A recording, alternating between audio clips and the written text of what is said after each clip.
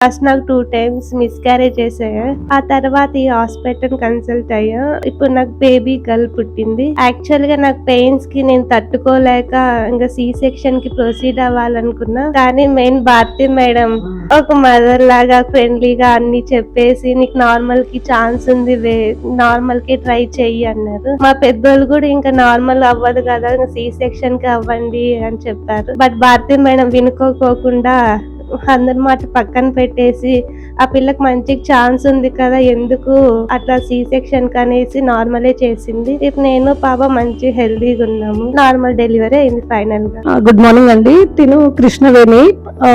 Almost 40 weeks అయింది. Pains రాలేదని మనం పెయిన్స్ ఇండ్యూస్ చేసాము.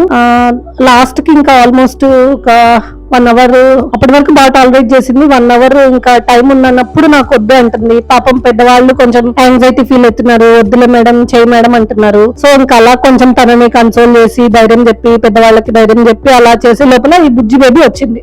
3.2 kg. అంతా హ్యాపీగా ఉన్నారు. Okay, thank you.